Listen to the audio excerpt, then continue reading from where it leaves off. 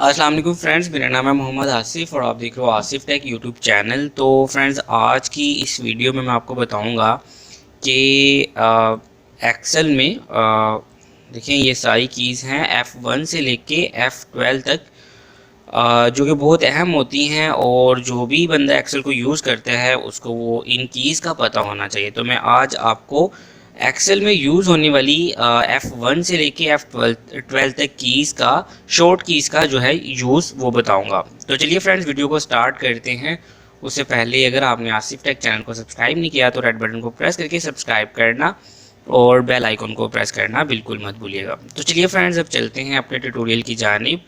तो यहाँ पे आप देखें, मेरे पास एक्सेल ओपन है। यहाँ पे एक PDF की फ़ाइल है जिसका लिंक आपको डिस्क्रिप्शन में मिल जाएगा। तो सिंपल, अगर आप इस फाइल को डाउनलोड करके अपने पास रखना चाहें तो आप इसको डाउनलोड करके भी अपने पास रख सकते हैं, ठीक है। तो डिस्क्रिप्शन में सबसे ऊपर आपको इसका लिंक मिल जाएगा। तो चलिए अब ट्यूटोरियल को स्टार्ट करते हैं। तो यहाँ पे आप देखिए, सबसे पहले है कंट्रोल F1, ठीक है।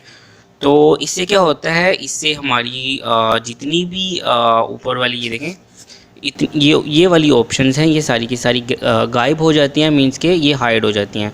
इसका फ़ायदा ये होता है कि अगर हम बहुत बड़ी शीट पे वर्क कर रहे हैं तो इसको हम F1 करके हाइड कर लेते हैं और अपना काम प्रॉपर करते रहते हैं। और जैसे ही हम अपना वर्क कंप्लीट कर लेते हैं, इसको कंट्रोल F1 दोबारा से प्रेस करते हैं और ये शो हो जाती है। तो इसका जो सिंपल यूज़ है वो ये है, ठीक है। उसके बाद देखें, यहाँ पे दूसरी की है प्रिंट प्रीव्यू की, कंट्रोल F2, ठीक है। तो यहाँ पे अगर आप कंट्रोल F2 प्रेस करते हैं, जैसे कि यहाँ पे मैं देखें कुछ भी लिख देता हूँ और आप इस पेज का प्रिंट लेना चाहते हैं, ठीक है। तो आप जैसे ही कंट्रोल F2 करोगे तो आपको प्रिंट प्रीव्यू दिखाएगा।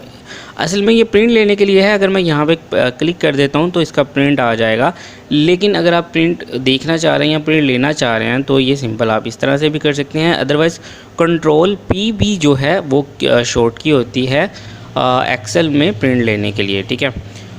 तो उसके बाद देखते हैं तीसरी की, आपको मैं बताता हूँ कि वो क्या है। तो मैं इसको रिमूव कर देता हूँ। तो यहाँ पे देखें, तो यहाँ पे फ्रेंड्स कंट्रोल F3 जो है ये एक बहुत इम्पोर्टेंट की है। अगर आप एक्सेल को यूज़ करते हैं तो आप अगर मींस के अच्छे लेवल पे यूज़ करते हैं, फिर भी अगर आप अच्छे लेवल पे यूज़ नहीं करते फिर भी आपको इस की के बारे में इंफॉर्मेशन होनी चाहिए, क्योंकि ये बहुत ही ज़्यादा इम्पोर्टेंट की है, ठीक है।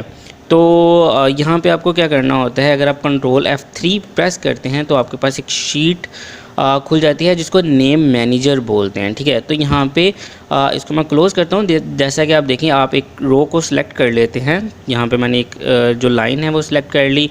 अब मैं कंट्रोल F3 प्रेस करूँगा और यहाँ पे एक न्यू मैनेजर लिस्ट जो है वो क्रिएट करूँगा। तो यहाँ पे आप अपनी लिस्ट का कोई भी नाम देख सकते हैं, ठीक है। तो यहाँ पे ये देखें, मैंने इसका नाम दे दिया है क्लास, ठीक है। तो आप जैसे इसको नाम दे के ओके करते हैं तो यहाँ पे आपकी लिस्ट जो है वो शो हो जाती है। तो इसको यूज़ कैसे करते हैं मैं वो भी आपको बताता हूँ। तो यहाँ पे आपको इसको क्लोज़ करना है। अब यहाँ पे आप डिफरेंट अमाउंट लिख सकते हैं, जैसा कि देखें मैं कुछ भी लिख देता हूँ, ठीक है। ये सारी की सारी अमाउंट्स, ठीक है। तो मैं यहाँ तक लिखता हूँ। उसके बाद यहाँ पे आप इसको टोटल करते हैं, ठीक है। तो अगर आप इसका टोटल करना चाह रहे हैं इस लिस्ट का, ठीक है, तो आपको क्या करना होता है, यहाँ पे आप टोटल लिखते हैं, ठीक है, इंटर करते हैं और यहाँ पे आपको बराबर और उसके बाद आपको सम करना है, ठीक है, ठीक है। उसके बाद ब्रैकेट में आपने जो लिस्ट का नाम रखा हुआ है, जैसे कि मैंने क्लास रखा था तो मैं क्लास रखूँगा और मैं इंटर करूँगा। तो ये देखें, यहाँ पे ये सारी की सारी अमाउंट जो है वो जमा हो जाती है। देखें 687 है 687, ठीक है।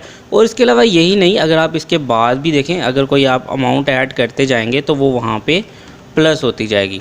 तो ये बहुत अच्छी की है वो लोगों के लिए जो सम वगैरह करते हैं एक्सेल में। तो यहाँ पे आपको फिर कोई भी चीज़ नहीं होती है, जैसा कि एक्सपेंसेस होते हैं मंथली, तो आप यहाँ पे बस ऐड करने होते हैं, जी ये एक्सपेंस हो गया, ये एक्सपेंस हो गया, ये एक्सपेंस हो गया, और वो खुद ब खुद सम होते जाते हैं। तो इसलिए ये बहुत ही ज़्यादा इम्पोर्टेंट जो है चीज़ होती है एक्सेल में। एक्सेल में वैसे तो बहुत ही ऐसी कीज़ हैं जिनको आप देख के बाग हो जाएंगे। मीन सोच भी नहीं सकता वो बंदा कोई जो एक्सेल को यूज़ नहीं करता है कि एक्सेल में इस तरह की कीज़ हैं जो कि आपके काम को घंटों के काम को मिनटों में कन्वर्ट कर देती हैं, ठीक है।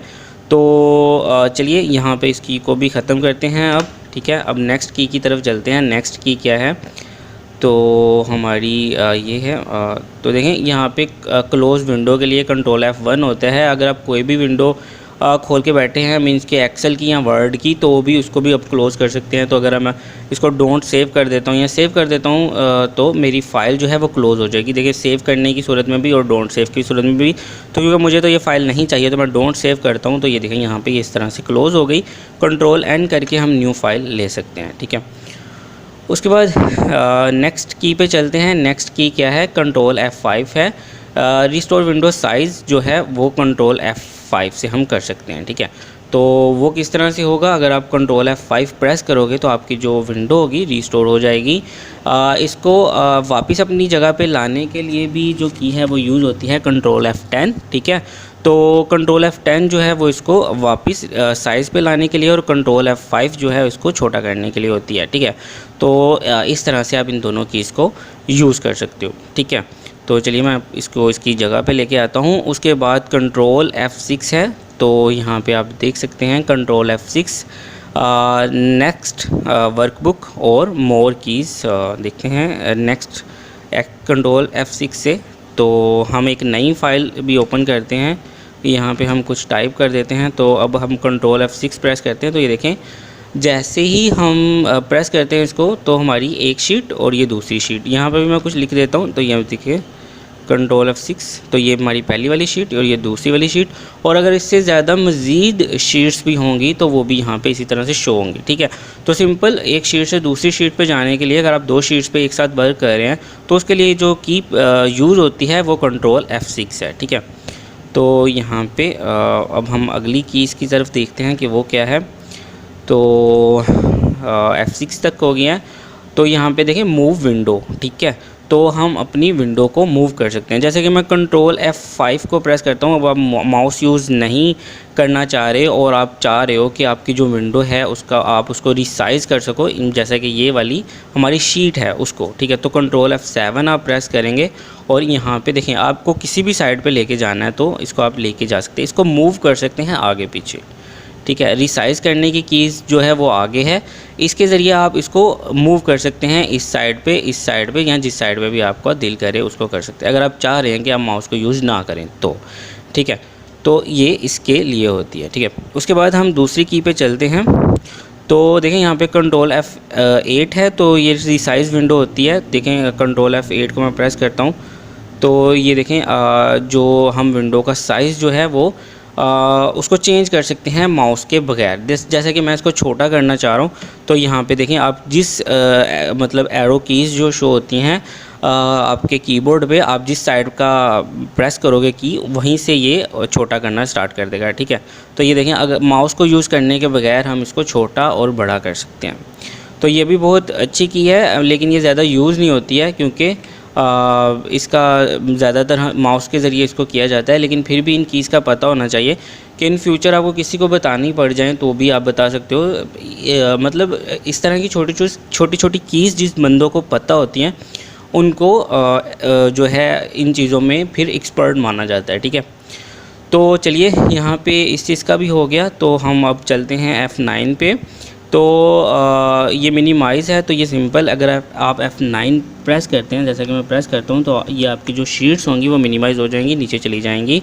जैसा कि ये देखें हमारी, जैसे कि मैं दो शीट्स पे वर्क कर रहा हूँ, एक मुझे नहीं चाहिए तो मैं एक को मिनिमाइज़ करके दूसरी पे वर्क स्टार्ट कर दूँगा, ठीक है। तो ये सिंपल है ये की। तो अब हम अगली की पे चलते हैं। तो यहाँ पे F10 मैं जैसे कि आपको बता चुका हूँ कि अगर आपने अपनी विंडो का साइज़ जो है छोटा कर रखा है अपनी शीट का, और अगर आप इसको रीसाइज़ करना चाहते हैं मतलब वापस अपनी जगह पे लाना चाहते हैं तो उसके लिए F10, और इसको छोटा करने के लिए F5, ठीक है।